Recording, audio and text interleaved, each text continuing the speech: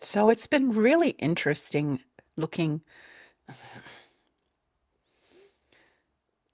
This is a great example of how I stop and start and stop again and start again. Getting started on YouTube. It is, for me, it's been a love-hate relationship. And maybe you can relate to that. You know that it is an incredible platform that can do so much for you, right? You've got a message, you've got something you want to give, and you see other people doing it and they make it look so easy.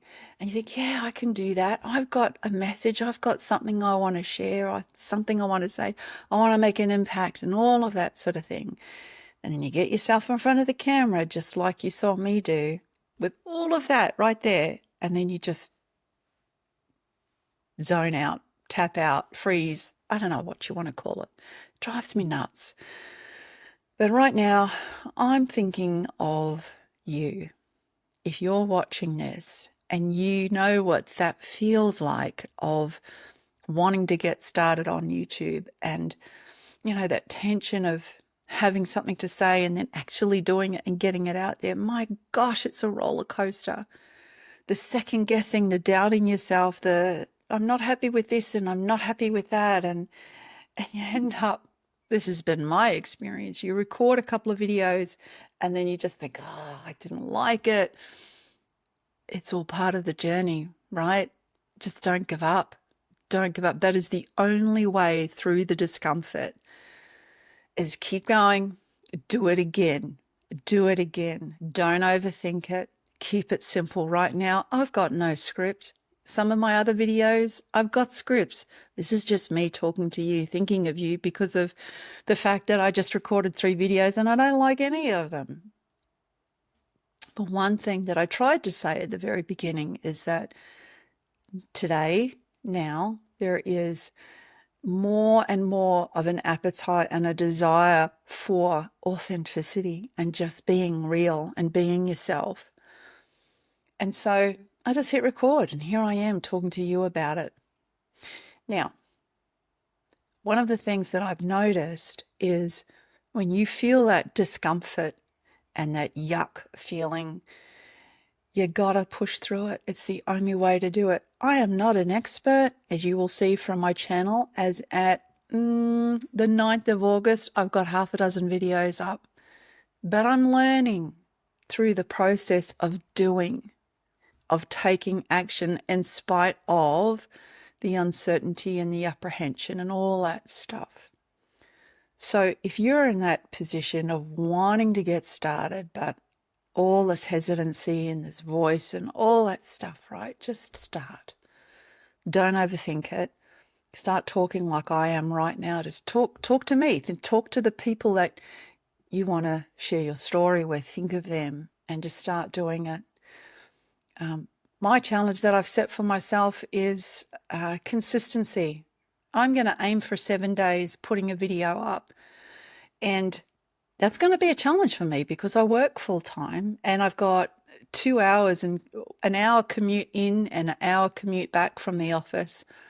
And then I've got a family, no small children, but a family, my husband and my daughter-in-law here in our home, and dogs and cats, 2 dogs, 2 cats. So, timing and efficiency for me is really important. So I'm working on trying to figure that out and how to get the material that I want to get up, all that sort of thing. You got to make it work for you around your schedule, but not let your schedule and your circumstances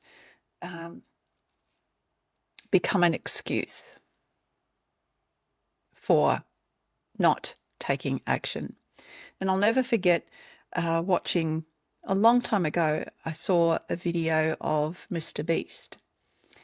I can't even remember his real name. I just know we all probably, many of us know him as Mr. Beast, but one of his first videos was, I guess you could say, much like this, of him just knowing that there's something there, knowing that there's an opportunity for him. And he's just talking to the camera like this, talking about his future self and all of his apprehension about putting videos up there and what if people don't like them and all that stuff. We all have to go through it to get to the other side and then keep going. So what's one small thing that you can do today to take you forward? Maybe 3 small things, 3 solid steps forward. Write them down right now and then go do them. And tell me in the comments below, Julie, I did the 3 things instead of just thinking about it. I took action. And do it again tomorrow and the next day after that. Now, I want to talk to you too about, technology and all that sort of stuff. Like I said, I'm only just starting out in this. My advice is learn your equipment. If it's a microphone, all that sort of thing. I discovered through trial and error that the Blue Yeti microphone that I have, I was using it all wrong and the audio was terrible. Again, learning through doing. But keep it simple. Don't overthink it too much. There's one channel that I really love the way that this person has set up his studio, right? And he's got 20 years in the cinematography industry and he knows his stuff. And I love the look and the feel of his studio. But for me, like I said, I can't always rely on daylight hours. Sometimes I'm going to be recording really early in the morning or late in the evening. And so that's why I've got this virtual background behind me. So finding what works. The one recommendation, solid recommendation in terms of a tool that I would make to you is Riverside. Using Riverside to record your videos, to edit your videos if you want to get into the editing side of things, because you never know when the unexpected stuff is going to happen. Yeah, you might choose to leave it in there. I found it to be using on a desktop, a really, really simple, easy to use platform for getting content created. Yes, you've got some fantastic, easy to use tools around designs and backgrounds and all kinds of things. The technology that it has for taking out the ums and the pauses, all sorts of things. Also with your eyes, if you're looking this way, it can make it look like you're looking at the camera. There's lots of fantastic tools that it has. So I would recommend that and getting to know it. But other than that, it's just doing. And in closing, I want to say this to you too.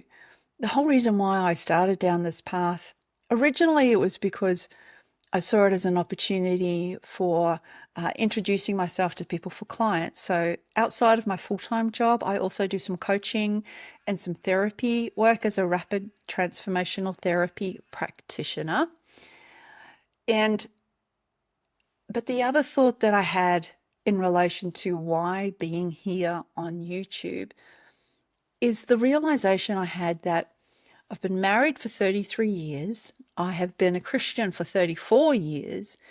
And in my faith, in my journey with God, I've had incredible, amazing encounters with God that have been life-changing and so many stories, right? But if I don't share those stories, how are other people going to be encouraged? How are other people going to hear how amazing and incredible God is? I don't want to go to my grave with all of these testimonies and stories of his goodness and the amazing, beautiful ways that he has worked in my life without sharing it with others, right? And helping them in some way connect to him in a deeper way. And so I see YouTube as an amazing platform to be able to do that, to share my stories. And then it's out there until I, maybe choose to take a video down for whatever reason. I don't know. But the whole point is getting it out there. I hope you go down this path. I hope you are encouraged. And I hope you do what needs to be done. Just push through to the discomfort. Push through the discomfort and keep going. Let me know in the comments below if this encouraged you and let me know what your next step's going to be. I'd love to hear it.